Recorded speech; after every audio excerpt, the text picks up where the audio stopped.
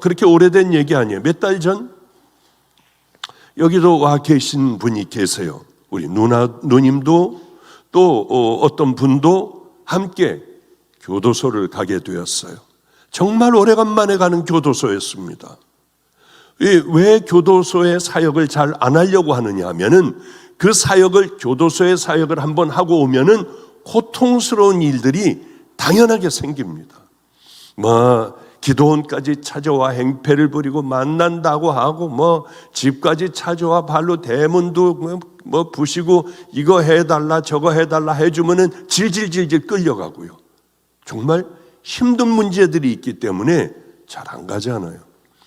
마침 요청이 와서 정말 오래간만에 그 교도소를 가보고 싶었습니다. 은혜가 되더군요. 철장 사위 문 하나 열린 곳으로 죄수복을 입은 친구들이 그 강당을 꽉 메웠습니다. 와서 드리고 싶은 사람은 드리는데 95%가 다 나왔다고 해요. 그 교도소는 너무나도 이상한 교도소라서 일단 들어오게 되면은 깜짝 놀랐어요. 그런 교도소도 있는가 하고. 제 간증 6개로 된 게 있대요. 저는 안 들어봤는데 무조건 그걸 들어야 한대요. 죄수들이요. 그래 우리 죄수들은 전부가 다 목사님 설교를 들었습니다. 별 희한한 데가 다 있더군요. 다른 데는 재범률이 제가 잘 기억은 못하겠어요. 그런데 25%인가 재범률이 그렇대요. 나가면 또 죄를 저지르는 거예요. 그런데 여기에는 2.5%? 잘은 모르겠습니다만 아직 기억은 안 나지만은 거의 10배가 이 예배를 드리고 이 사람들을 이렇게 하니 거의 재범률이 10분의 1로 떨어져 버리는구나. 그 숫자는 정확하지는 않지만은요, 그건 8배, 10배 가까이 되는 그랬던 걸로 기억이 납니다. 제가 설교를 하며 이렇게 설교를 시작했어요. 여기 혹시 나하고 함께 살던 분 있으면 손 들어 보십시오. 그랬더니 모르는 사람이 쓸데없이 모르는 청년이 손을 들고 인터넷 성도라고 하나요? 나 잘은 못 듣겠어요. 웡웡하고 울려가지고. 아닌데. 그리고 이제 설교를 정말 최선을 다해서 은혜스럽게 설교를 마치고 집으로 돌아왔어요. 그런데 한 달쯤 지났을 때 어느 분이 마가의 다락방으로 편지를 이렇게 두껍게 해왔습니다. 정말 은혜였어요. 거기에 있는 많은 죄수들이 자기의 사연을 쓴 편지를 저에게 이만큼 주는데 읽어볼 시간이 그렇게 많지가 않았습니다. 어쨌든 돌아왔는데 목사님에게 꼭 부탁할 이야기가 있어 제가 이렇게 부탁을 드립니다. 제가 목사님이 오셨을 때에 뒤쪽쯤에 앉아 있는데 내 옆에 젊은 청년이 그렇게 엎드려 흐느껴 계속 끝날 때까지 울었습니다. 얘는 무슨 사연이 있나 하고 툭툭 치며 너 왜 우니? 그랬더니 그 젊은 청년이 나는 목사님하고 10여 년을 살았던 초등학교 때서부터 어려서부터 살던 사람인데 지금 이렇게 교도소에 와 있습니다. 그러며 그렇게 힘들게 울더래요. 흐느껴 울더래요. 그 아이의 성함을 보내왔을 때 그저 표현은 안 했지만은 기절할 것 같았어요. 이 아이는 어머니 아버지도 없어요. 할머니가 데리고 살았어요. 그저 막 산 거예요. 할머니는 귀도 안 들리고 말도 못하고 아무것도 못하는 그 할머니가 그저 더듬거리며 이 아이 밥을 겨우 해줘 먹고 살던 아이, 그대로 놔두면 영양실조에 걸리고 살 수 없는 아이기에 저에게 데려왔습니다. 아마 초등학교 1학년, 2학년 때인 것 같아요. 그 아이가 저하고 함께 살게 되었고, 그리고 이 군대도 갔다 왔고, 다 이렇게 지낸 아이가 형량을 아주 많이 받았더라고요. 친구들과 아마 살인하는데 뭐 이런데 아니면은 그렇게 오랫동안 장기수로 있을 수가 없거든요. 얼마나 마음이 아팠는지요. 아니, 말도 안 돼. 걔는 마가의 다락방에서 드럼도 치고 열심히 그렇게 두 손 들고 찬양도 하던 아이가, 아니, 말도 안 되는 일인 거예요. 이제 미국 왔다가 제가 25일 날 돌아갑니다. 사랑과 진리교회에서 두 주일간 설교하고 저는 한국으로 돌아가요. 돌아가면 그 아이를 꼭 만나 다시는 이런 죄 가운데 빠지지 않도록 가서 면회도 하고 필요한 것도 좀 주고 그러고 와야겠구나. 많은 아이들이 제 주변에 아직도 많은 아이들이 있습니다. 제 마음이 제일 가 있고 밤에 잘 때도 그 생각, 밥 먹을 때도 그 생각. 무슨 생각이겠나요? 아, 주님 마음이 이러시겠구나. 약하고 병들고 고통스러운 환경에 빠져 있는 애들에게 마음이 그렇게 가더라고요. 내 마음을 정말 아프게 했어도 그 아이가 어떻게 병들고 뭐하고 하고 있다고 하면 온통 그쪽으로만 그저 생각이 가 있더군요. 오늘도 자다 보니까 새벽 4시쯤에 3시 반인가에 눈이 번쩍 띄었어요. 카톡이 왔더군요. 내 마음을 너무 아프게 했어요.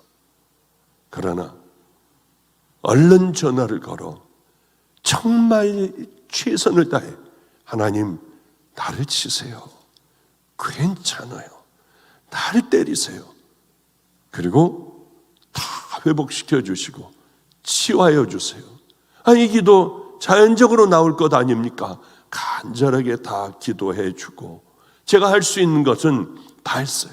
하나님께서 이러시겠구나. 예수님을 통하여 하나님께서 하신 일을 보면 정말 이렇게 되겠구나 하는 생각을 했습니다. 이런 생각을 해요. 예수를 만나면, 예수님을 정말 만나면 우린 거듭나지 못하는 걸까? 이 깊은 죄의 뿌리 때문에 우리는 정말 그 길을 못 가는 걸까? 어떤 사람들 보면 예수님을 만나 확 180도 확 변한 길을 걸어가는 사람도 있어요. 그런데 그렇게 극적인 변화를 이루지 못했어도 조금씩 그저 매일매일 조금씩 새로워지지는 않는 걸까? 여러 일들을 보며 이런 의문이 생기게 되더라고요. 왜 안 되는 사람은 끝까지 그렇게 걸어가게 될까? 그러면 안 되는 사람이 있다는 말인가? 장로교에서 얘기하듯이 그렇게 예정된 사람들만 구원받고 나머지는 다 버려지는 걸까? 별의별 생각을 다 했어요. 이게 쉬운 문제가 아니더라고요. 목사여도. 왜? 회개 못하고 가는 사람들을 많이 봤기 때문에 이게 정말 그런 거 아니야 하는 생각도 하게 되는데, 오늘 그에 대한 대답을 레위라고 하는 세리가 우리에게 자세하게 전해줄 것 같습니다.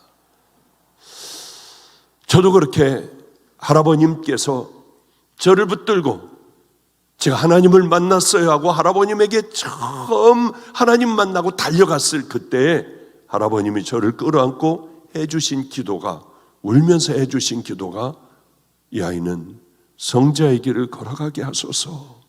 그러고 그렇게 목 놓아 우셨어요. 제 멘토는 성자의 길을 반드시 걸어가야 한다. 그렇지 않으면 내가 미친 사람이래요. 왜 이렇게 내가 생명을 다했는지 당신은 성자의 길을 걸어가야 한대요. 제 멘토는 그리고는 세월이 흘러 안성에서 고생을 할 때 애들을 다 데리고 나와라. 그래서 애들을 데리고 안성 휴게소로 나갔습니다. 본인은 이제 한 달 후에 죽는데요. 한 달 후에 주님께서 부르시기로 했대요. 눈이 많이 오는 날이래요. 그러면 제가 마음에 궁금했었던 그 하늘에 관한 얘기를 다 해주고 쓸쓸하게 차를 타고 갔어요. 사람이 어떻게 자기 생명이 언제 죽는지 어떻게 알아? 말도 안 돼. 정확하게 한 달 되는 그날에, 많은 눈이 오는 그날에 그분은 54살인가의 나이로 그렇게 소천을 했어요. 그분이 소천을 했는데 저는 먹을 것도 없는 그런 목회를 하고 있는, 한심하기가 짝이 없어요.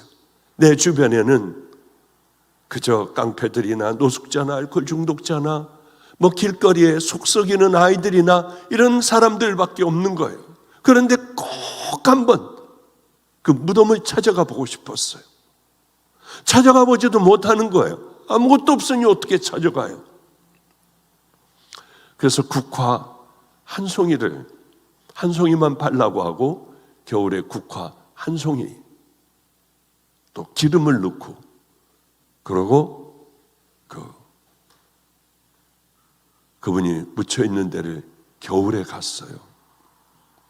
근데 때도 제대로 입히지 못했고 그냥 뭐 이렇게 누런 그 때인가요? 그걸로만 이렇게 덮어놨는지 어쨌는지요. 굉장히 추운 날이었어요. 손으로 장갑을 다 벗어버리고 손으로 쌓인 무덤을 다 이렇게 치워드렸어요. 저 어떻게 하면 좋아요? 왜 이렇게 성자의 발끝, 아니 그 근처도 못 가는 꽝 같은 인생을 저는 살아가고 있어요. 아무것도 못하고 이렇게 버려진 사람들을 한 명도 구원시키지 못하고 저는 버려진 채로 이렇게 살아가니 저 어떻게 하면 좋아요? 하면서 이렇게 풀에 있는 때를 입은 곳에 있는 것을 손으로 다 긁어내는데요. 그게 찌르더라고요. 어르민들이 거기 이렇게 풀의 끝에 맺혀가지고 뻘겋게 물드는 거예요. 찢어지건 뭐하건 아프건 아야 뭐 그런 게 아니라 내 생각에는 슬픔 가운데에 빠져있어 찢어지나 찔르나 바늘로 찔러도 그저 내게는 관계가 없었습니다. 손으로 그 무덤에 있는 눈들을 다 치웠는데요, 피가 여기저기 그렇게 치우지 못한, 다 닦여나가지 못한 눈들에 피가 그렇게 떨어져 있었고 제 손은 여기저기 찔려 있었어요. 그렇게 잘 안 되더라고요. 왜 그렇게 안 되는지요?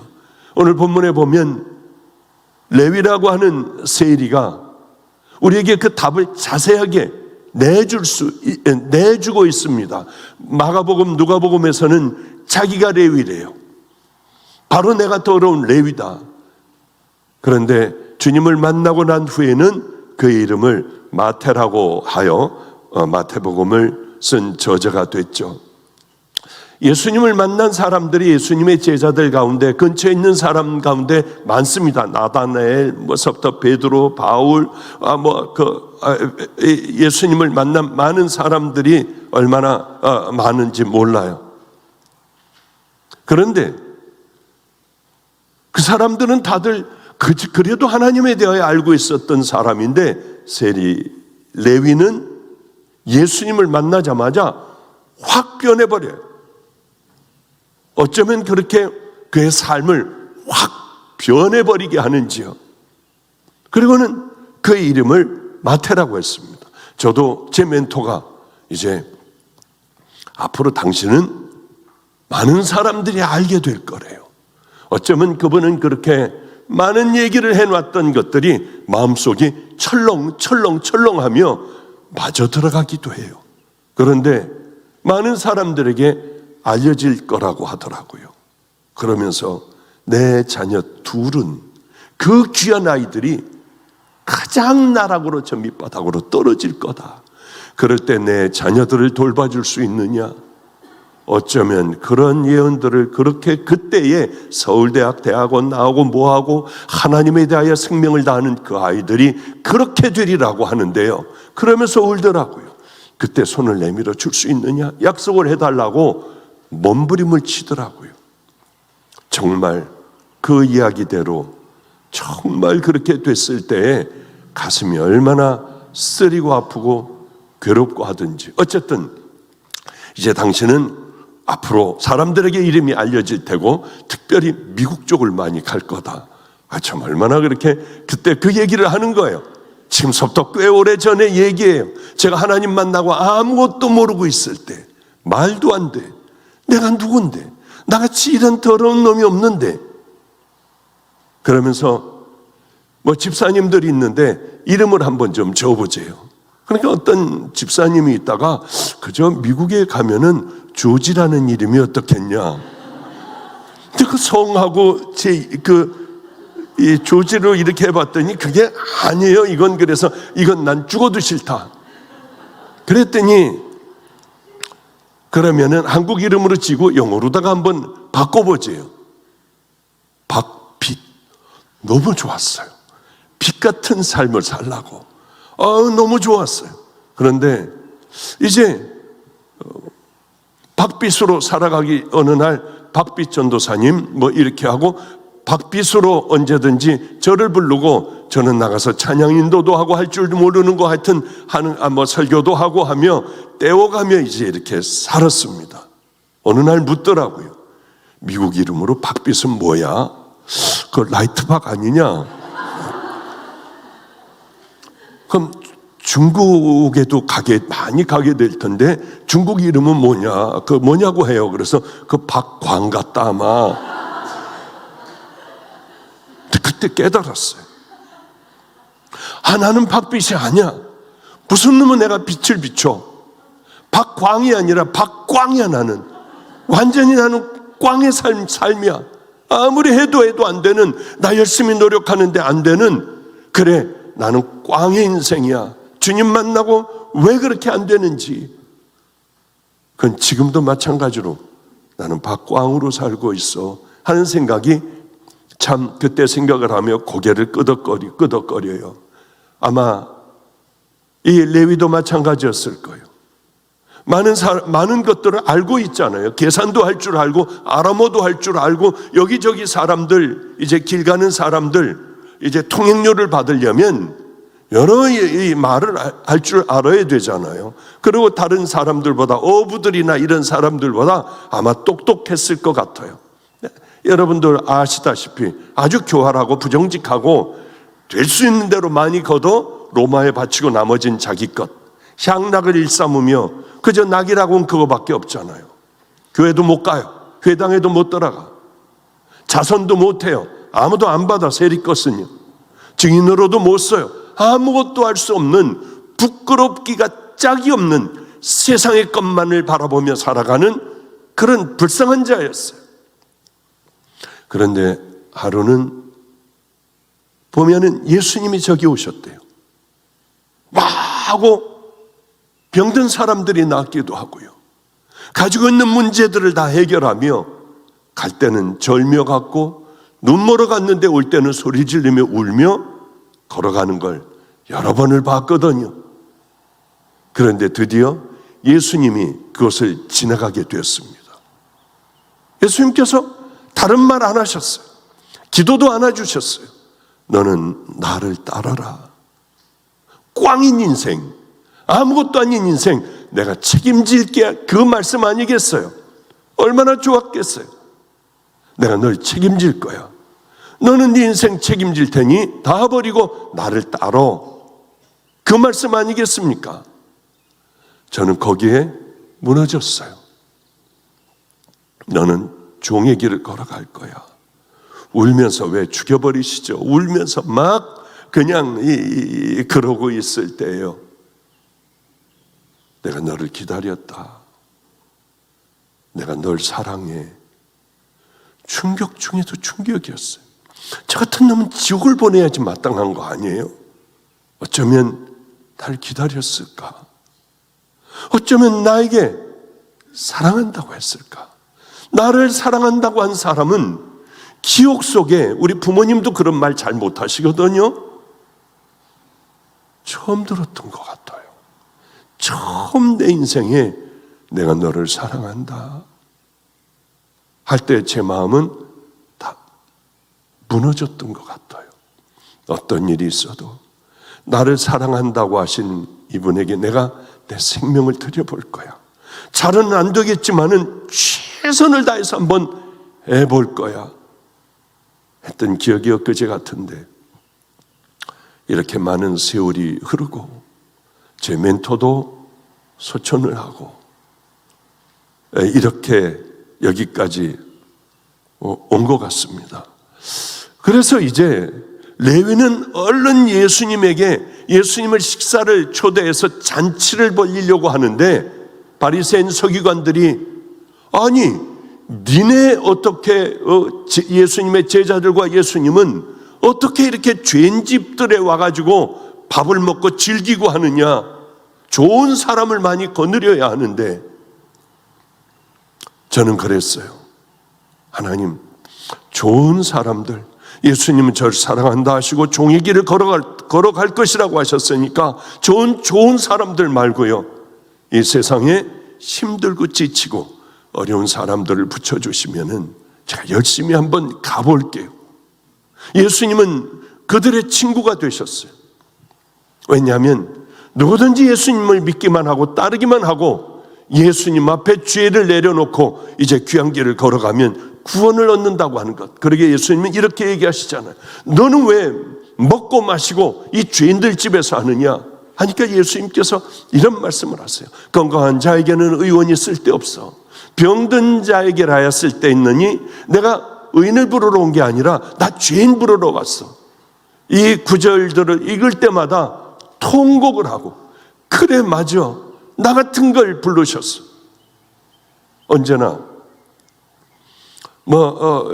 저를 소개할 때 괴로운 게 그거예요. 그냥 용서받은 죄인이다, 이걸로 해주면 괜찮은데 나머지는 부담이 엄청나게 와요. 왜? 나는 그 사람이 아니니까. 마태는 예수님을 3년 동안 레위요, 그 세리 레위는 이름을 바꾸고 예수님을 3년 동안 열심히 따라다녔습니다. 그리고 예수님은 이제 십자가에 달려 돌아가셨어요. 예수님하고 했던 이야기들 잘 기억하고 마태복음을 써내려가기 시작을 했어요. 저 다른 종족들에게 전한 게 아니라 자기가 그렇게 악착같이 세금을 걷어들이고 뺏어들였던 유대인을 위한 전도자가 된 거예요. 빚 탕감의 비유, 그거는 세리니까 할 수 있는 거 아니겠어요? 어떤 사람이 10,000달란트를 빚을 졌대요. 10,000달란트면 1달란트가 6,000데나리온이니까 6천만 데나리온. 이 사람이 이걸 탕감받고 나가는데 100데나리온, 자기는 6천만 데나리온을 탕감받았는데 자기한테 100달란트를 빚진 소자 하나를 붙들고 달라고 하니 안 주니 옥에다가 쳐넣었어요. 이 빚을 줬던 이 사람은 당장에 데려오라고 하여 그를 옥에 쳐넣어버렸습니다. 그런 이야기들, 또 그 이야기뿐만이 아니라 품꾼의 비유, 새벽에 나가 일꾼들을 데려오고 9시에 데려오고 12시, 3시, 5시, 자긴 5시에 겨우 부름받은 사람인데 새벽에 부름받은 사람과 동일한 취급을 해주신 주님이라고 하는 것을 아마 거기서 얘기하고 싶었던 모양이에요. 저하고 똑같습니다. 마가복음하고 누가복음에는 아까 말씀드렸지만 레위라고 자기 이름을 밝히지만은 마태복음에는 마태라고 해요. 예수님을 만나기 전에 얼마나 부끄러운 사람이었는가 이제 마가복음, 누가복음에서 얘기를 하지 않습니까? 그런데 베드로는 나를 떠나소서, 난 죄인입니다, 난 더러운 죄인입니다. 그가 복음 사역을 감당하는데 에디오피아에 가서 창에 찔려 죽었다고 하는 그런 순교 당했다고 기록이 돼 있다고 해요. 어떻게 변화될 수 있었을까? 다 버리고 예수를 쫓으니라. 그게 아마 답인 것 같아요. 그 은혜를 받고 난 후에 답인 것 같아요. 제가 알고 있는 케냐의 어떤 선교사님이 계십니다. 한국에서 큰 회사를 다녔어요. 그런데 눈이 점점 시력이 떨어져 가고 앞이 잘 안 보이는 거예요. 병원에서는 이제 곧 얼마 후에 당신은 장님이 됩니다. 그러자 그동안 내가 예수 믿었던 게 어떻게 믿었을까? 보니까 자기는 그냥 교회나 다니고 하는 그런 사람이었어요. 이제 내 인생을 그러면은 장님의 인생을 어떻게 보내야 될까? 기도하는데 주님의 가장 큰 은혜를 받은 거예요. 뜨거운 은혜를 받자마자 그는 거의 눈이 멀어 케냐로 들어가게 되었습니다. 케냐로 갔을 때는 눈이 완전히 안 보였어요. 운전도 못하고 어디가 어디 있는지 알지도 못하고요. 아내 손에 이끌려 어디를 데려가든지 통역할 수 있는 사람을 데려가 거기에서 복음을 전했어요. 한 번은 가장 무서운 마을로 들어가게 됐습니다. 거짓말을 하든지 복음을 전하든지 하여튼 이런 남들에게 나쁜 짓을 하면은 폐 타이어에 딱 집어넣어 기름을 붓고 그 다음에 불을 질러버려요. 그게 거기에 벌해요. 거기 들어가서는 복음을 전해서는 안 돼요. 잘은 생각 안 나지만 아마 키씨 부족이라고 하는 곳. 이분은 눈이 먼 채로 그 험한 곳, 가장 어렵다고 하는 곳, 위험하다고 하는 것을 일부러 아내의 손을 붙들고 찾아 들어갔어요.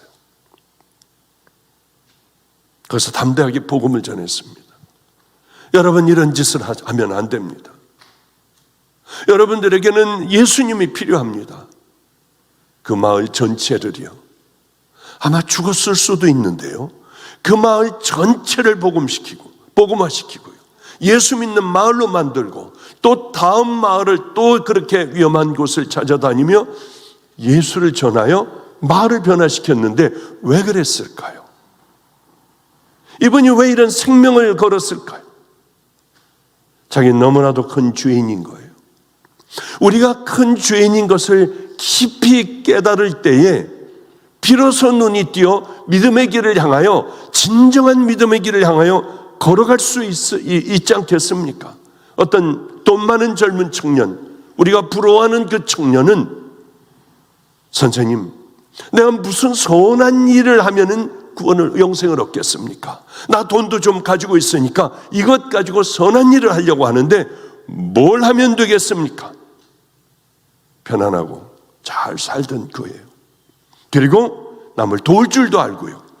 더 도우면은 천국에 좋은 자리 들어가지 않을까 하고 아마 물었을 거예요. 예수님은 이렇게 말씀하십니다. 내 소유를 다 팔아 가난한 자들에게 다 나눠줘라. 그리고 와서 나를 따라. 그러면 하늘의 복이 너에게 임할 거야.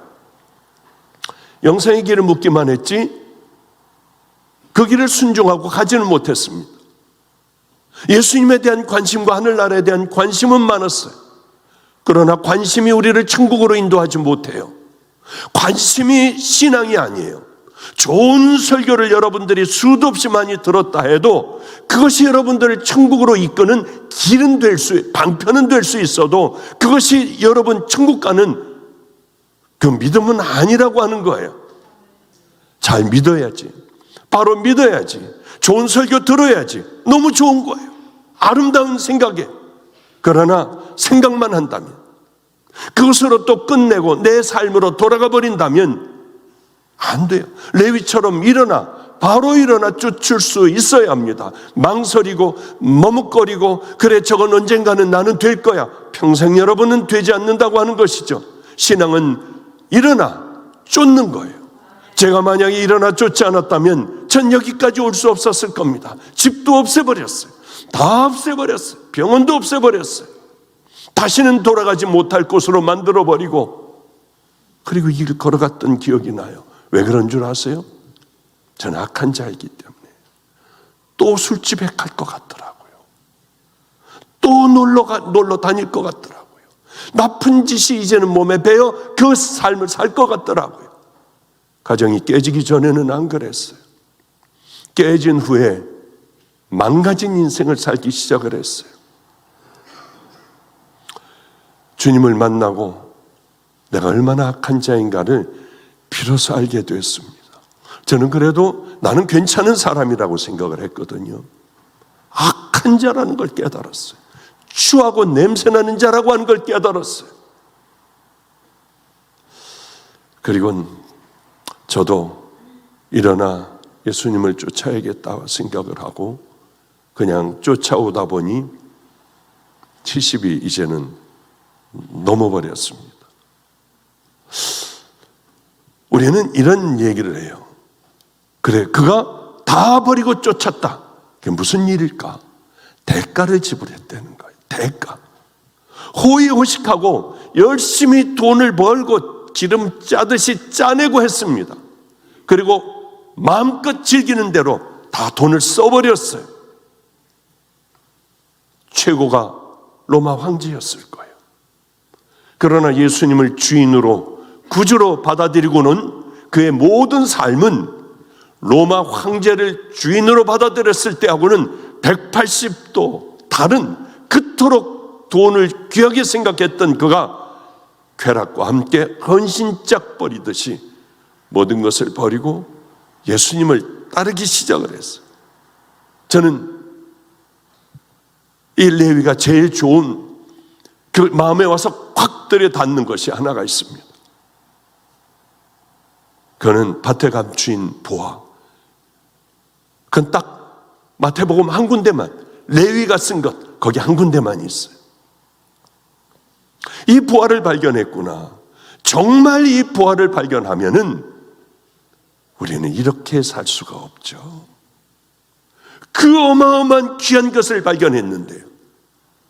세상의 그 어떤 귀한 것보다 이 귀한 보아를 발견했는데 어떻게 묻어두고 그냥 집에 돌아가며 그렇게 없었던 일같이 살 수가 있겠습니까? 아마 마태는, 레위는 예수님에게 3년간 살면서 예수님께서 이 얘기를 하실 때 마음에 쿡 와서 닿았던 것 같아요. 잊지 않고 기억하다가 마태복음을 썼습니다. 그는 일어나 쫓았다. 바로 일어나 쫓았습니다.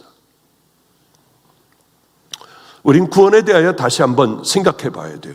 바로 2주 전인가요? 목회자들 세미나가 있었어요. 그래서 꽤 많은 사람들이 왔는데 다 받지는 못하고 아마 그저 몇십 명 받아가지고 뭐 들어올 자리가 없으니까요. 그래서 이렇게 목회자 세미나를 했습니다. 맨 마지막 날 질문하는 시간에 어떤 분이 그런 질문을 하더군요. 목사님, 어제는 목사님이 설교를 안 하셨잖아요. 맞아요. 제가 두 타임인가 그렇게 하고 말았으니까요. 근데 어떤 목사님이 구원에 관한 이렇게 그 설교를 했다고 해요. 목회자들이 이제 쫙 앉아 있는데 이게 뭐 가지고 이제 막 싸움이 나고 난리 법석이 일어났느냐 하면은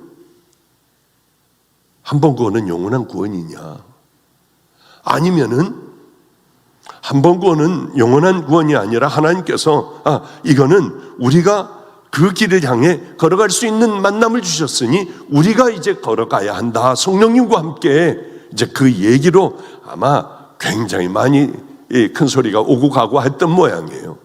그거를 묻더라고요, 저에게. 목사님, 어제 우리 다 이렇게 막 다투고 큰 소리가 나고 했는데 목사님은 뭐가 옳습니까? 그래서 제가 막 뭐라고 했어요. 목사님들 계신데 그 왜 쓸데없는 것 가지고들 왜 싸우고 이걸 붙들고 난리법석들을 피우냐? 내가 구원받았나? 주님은 뭐라고 하시나? 십자가의 그 구원을 나는 정말 그렇게 죄를 버리고 나는 믿음의 길을 향해 걸어가는가가 중요하지, 이걸 가지고 쓸데없는 걸 가지고 싸움질들 하고 그래야 답이 나오냐? 두 양쪽으로 갈라지는 거지. 당신들 구원 먼저 생각해라. 나 정말 십자가 밑에 구원받고 죄를 버리고 나 그 믿음의 길을 걸어가나? 그게 중요한 거지. 이게 법이 이렇다, 이런 것들을 왜 싸움질들을 하느냐? 그런 얘기를 제가 해줬어요. 가장 중요한 건 주님을 만났으면 이제는 180도 다른 방향의 삶을 살아가야 되잖아. 그게 잘 안 돼도 자꾸 넘어지더라도 우리는 붙들고 일어나 또 그 길을 걸어가고, 넘어졌어도 또 붙들고 일어나 잘 안 돼도 그저 비틀거리며 그 믿음의 길을 향해 걸어가는 것 아니냐. 그게 중요한 것 아니겠어요? 요게 먼저 구원받은 사람들이 있느냐, 한 번 딱 구원되면 너 어떻게 되더라도 결국은 구원의 길로 인도하시느냐, 뭐 이런 것 저런 것들 그 생각할 필요도 없어요. 우리가 구원받으면 우린 의인이 됩니다. 구원이라고 저는 이렇게 생각해요. 의인과 성화라고 하는 두 기둥이 있어요. 의인이 되었으면은 그 다음에 그걸로 그냥 끝나버리는 게 아니라 성화로 그 믿음의 길, 주님의 말씀대로 순종하면서 가려고 하는 수도 없는 많은 싸움 가운데 그 길을 향하여 걸어가야 되지 않느냐. 어떤 분은 또 설교하고 났더니 왜 그런 설교하느냐, 그 우리 지키지 못하는 우리에게 그거는 당신은 힘든 짐을 져주고 못한, 우린 죽어도 못하는데. 양과 염소로 구별되어 안 한 사람들은 지옥으로 가고 한 사람들은 천국으로 간다. 그것만 봐도 내가 지금 힘들어 죽겠는데 왜 이런 설교를 하시냐? 그래서 그러면은 하지 말아야 되냐? 이거 힘드니까 쳐다도 보지 말고 듣지도 말아야 되느냐? 뭐 하여튼 목사님들이라도 이런 부분들이 갑갑하고 답답한 부분들이 있구나. 그런데 저는 그거 잘못됐다고 생각 안 하는 게, 우리도 동일하잖아요. 안 되잖아. 저도 그분 마음에, 한편으로 그분 마음에 그저 동의했어요. 안 되잖아요. 그러나 안 된다고 끝장내버리는 게 아니라 안 돼도 넘어져도 또 우리는 가야 돼요. 왜? 구원받은 믿음의 자녀이니까, 지옥 갈 자녀가 아니니까. 넘어져도 또 그 길 걸어가고, 그 길 걸어가고, 한 번 구원은 영원한 구원이냐 아니냐 이런 문제가 아니라, 넘어지면 또 우리 주님 손 붙들고 일어나 또 걸어가고 하는 것이 우리들이 가야 할 길이 아니냐, 그 생각을 했어요. 여기 성도님하고 제가 아프리카를 갔다 왔습니다. 바로 올해예요. 올해 5월 달인가에 여기 성도님하고 아프리카를 갔어요. 그분 하나뿐만이 아니라 여러 명들이 이제 이렇게 함께 그곳을 가게 되었죠. 갔는데 저하고 사역이 다르게 이제 저쪽으로 가게 됐고, 저는 이제 이쪽에 사역을 하게 되었습니다. 가면서 제가 이렇게 부탁을 했어요. 당신 가서 다니는 곳마다 병들고 죽어가는 사람들이 있으면은 그저 돈 몇 푼 주고 끝나고, 먹을 것 갖다 주고 끝나는 게 아니라 살려라. 다 애들서부터 살려내라. 그런데 다니면서 너무 많은 죽어가는 애들을 너무 많이 봤어요. 돈이 없어 죽어요. 병원에도 못 가요. 병원에 가면은 휴대폰으로 이렇게 프라시를 비춰주면은 그 더럽기가 짝이 없는 병원도 아니에요. 그 무슨 헛강 같은 데예요. 거기서 애를 그냥 찢는 거예요, 막. 그래서 좋은 병원으로 데려가고, 안 되면 한국, 미국으로 데려와서 애들을 다 살려내라. 보고 지나가지 말아라. 너무 감격스럽게요. 죽어야 될 애들이에요. 다 죽어야 될 애들이에요. 당신 돈 끝까지 줘서 얼마나 들든지 하여튼 나이로비 와서도 다 치료받게 해라. 근데 그 아이들이요, 세상에 다 살았어요. 그리고 그 사진들을 보내오는데 행복하기가 짝이 없더라고요. 어쩌면 저럴까? 머리 다치네, 배가 이렇게 불러가지고 죽어가는 애들, 풍토병이 모양이야 아마. 다리를 거둘 수 없을 정도로 이렇게 부은 아이들 다 살아났어요. 다 치료가 됐어요. 우리 크리스찬이 뭐 하는 사람들입니까? 보고 그저 먹을 거나 갖다 주고 돈이나 좀 집어주고 끝내버려야 합니까? 아니에요. 우리 주님께서 만나게 해주시는 그 사람들, 왜?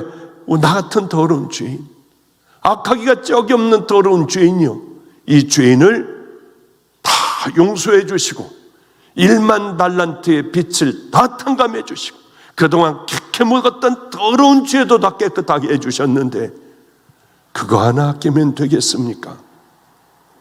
너무 행복했어요. 특별히 저는 가끔 어쩌다가 주님의 음성을 들어요. 내가 너를 사랑한다. 내가 너를 사랑해. 그럴 때마다 차지러지게 울어요. 70이 됐어도 차지러지게 울어요. 밤을 새며 우는 날들, 퉁퉁 눈이 부은 날들이 있어요. 어떻게 하면 주님 앞에 생명을 다 드릴까? 다른 거 없어요. 큰 거 해드리고 어마어마한 것을 해드리려고 하지 마세요. 내 삶에 내가 할 수 있는 작은 것, 말 한마디라도요. 이것저것 말 한마디라도 우리는 하나하나 훈련해 나갈 때 귀하고 아름다운 믿음의 용사들이 될 수 있습니다. 정태균 선교사 로골로고 참 무서운 곳이에요. 장님 애들하고 함께 사는 교회도 그럴듯하게 애들을 먼저 훈련시키고 애들을 살려야 되겠기에 애들만 들어오는 한 200여 명 들어와서 애들만 예배 드릴 수 있도록요. 거기 애들은 잘 못 먹으니까. 그리고 일주일에 염소 한 마리씩 잡아가지고 먹이자. 교회도 짓는데 다음 주면은 아마 완공이 다 될 것 같아요. 제가 가봐야 하는데 또 많은 집회들 가운데 있으니 가보지도 못하고요. 걔가 여기 왔어요. 오늘 사실은 한 10분간 얘가 있었던 사역이나 간증도 좀 하고 그리고 제가 올라오려고 했는데 왜 그런지 무섭게 열이 나고요. 일어나질 못하고 누워가지고 저렇게 고통스러워 하더라고요.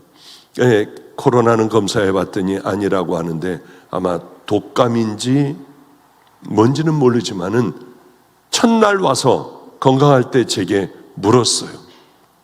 목사님, 이 목사의 설교를 들으니 정말 은혜가 돼요. 이 목사님을 따라갈 수 있을 사람이 없을 것 같아요. 전 그래서 그 설교를 많이 듣습니다. 그런데 이 목사는 왜 그렇게 설교를 잘하게 됐나요? 목사님, 비교 설명을 해주세요. 저도 그렇게 좀 한번 해보게요. 그런데 두 목사를 제가 비교를 했어요. 얘는 달란트가 있다. 설교에 엄청난 달란트가 있어. 그저 잠깐 설교 준비를 하고 나가서서도 많은 사람들에게 은혜를 팍팍팍팍 끼친다. 저놈은 어떻게 저렇게 설교를 잘할까? 나도 저런 표현력이 있고 달란트가 있으면 얼마나 좋을까? 내가 그 생각을 한다. 그런데 네가 은혜 받았다고 하는 이 목사는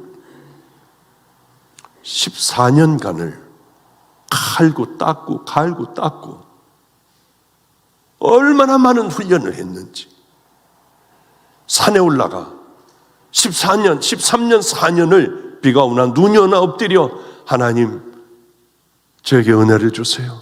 말씀의 능력을 주세요. 많은 사람들을 거듭나게 할 수 있는 한번 써주세요. 제가 최선을 한번 다해볼게요. 그러며 설교에 우리 집에서 요 전번에 왔을 때 설교 준비를 하는데 아침 밥 먹으라고 하니까 가서 얼른 조금 먹고 내려가 설교 준비를 하더라고. 여기서 설교할 때였어요. 여기서 바로 전에. 그러더니 점심 먹으러 나가자고 이제 성도들이 그러니까 점심 먹으러 나가려고 하는데 싫대요. 설교 준비가 안 됐대. 또 설교를 하고 있다. 아침서부터요. 점심을 먹고 왔어요. 봤더니 거기서 또 설교 준비를 하고 있더라고요. 저녁 먹을 시간 됐어요. 잠깐 먹고 오더니 또 앉아 있어요. 저는 저놈은 저러는 모양이다. 저녁 때 이제 잠이 들었어요. 밤에 새벽 2시에 일어나 화장실을 가는데 불이 켜 있어서 보니까 계속하고 있더라. 열몇 시간을. 너 왜 이렇게 하니? 목사님, 이렇게 안 하면 전 설교를 못하는 바보 아니에요. 그리고 그러면은 너 이거 처음 네가 만드는 거니? 아니요, 옛날에 했던 거요. 아니, 옛날에 했던 걸 왜 이게 열몇 시간을 왜 봐? 그런다고 뭐가 나오냐? 야, 뚫어지겠어 아이패드.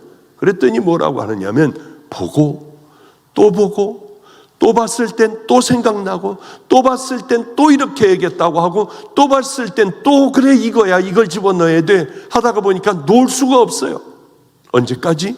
설교하러 올라가기 전까지 놓을 수가 없대요. 너 그러면은 보통 얼마 많이 하면은 몇 시간 앉아있냐? 밥 안 먹고 17시간이요. 충격을 받았어요. 그때에 제가 눈여겨봤었습니다. 아, 너는 이렇구나. 어떤 큰 결정을 하고 제 다음 사람이 되게 할 때 주님의 말씀과 함께 그래서 그렇겠구나. 맞아요. 우리 이렇게까지는 할 수 없지만은 한 가지 분명한 사실은 또 그것을 위하여 걸어가 보고 순종의 길을 또 걸어가 보다 넘어지면 또 일어나고 넘어지면 일어나고 하며 그 믿음의 길을 향하여 걸어가는 사람이 달란트 있는 사람을 뛰어넘는 그 사람이 될 수도 있겠구나 하는 생각을 하며 고개를 끄덕거렸어요. 이제 우리가 해야 될 게 뭡니까? 우리는 말도 안 되는 그 은혜를 입은 자들이에요. 제 마음에 우리들이 자꾸 안 된다고 하여 넘어져 있지 마세요. 제 마음이 누구에게 가 있다고요? 잘 달리는 사람들이요? 그렇지 않아요. 아직도 옥에 갇혀 있는 애들. 장님이 되어 이제 40대 초반의 아이가 장님이 되어 시설에 들어가 있는 아이, 얘만 생각하면 미쳐버릴 것 같아요. 너는 눈 머는 게 나아. 어쩌면 그 다음서부터 정말 눈이 멀었는지요. 그 아이들을 꼭 이번에는 찾아가 내가 잘못됐다고 하고, 그리고 그 아이들 위로도 좀 해줘야겠다. 제 마음에는 약하고 잘 안 되는 아이들에게 다 가 있지, 잘 된 아이들에게 가 있지 않아요. 우리 예수님도 마찬가지일 겁니다. 넘어지고 방황하고 하려고 좀 하는데 모든 일들이 다 어그러지고 가슴을 치며 그래도 주님 앞에 나와 있는 믿음의 자녀들에게 우리 주님은 마음을 쏙 뺏겨 있으시겠다. 그러니 어렵다고 생각하는 분들 일어나 걸어가면 돼요. 그것이 여러분들에게 계속되는 게 아니라 고난은 축복을 주기 위한 위장을 하고 우리에게 다가오는 겁니다. 그를 은혜로 잘 넘기실 때 여러분들은 하나님께서 마음껏 들어주시는 그런 행복한 인생의 후반전이 될 줄로 믿습니다. 기도하겠습니다. 거룩하신 우리 하나님 아버지요, 어리석은 우리들을 용서하소서. 하나님은 이렇게 우리를 사랑하시고 우리를 기다리시는데 우리는 걸어가질 못합니다. 레위를 알게 해주셔서 감사합니다. 일어나 쫓게 하소서.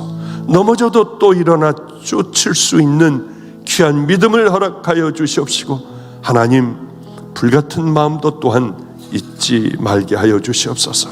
결국은 귀한 성도들로 예수 그리스도의 신부로 은혜의 길을 걸어가기를 소망하오며 한 심령도 단락되는 일 없게 하옵소서. 예수님 이름으로 축복하옵고 기도드렸습니다. 아멘.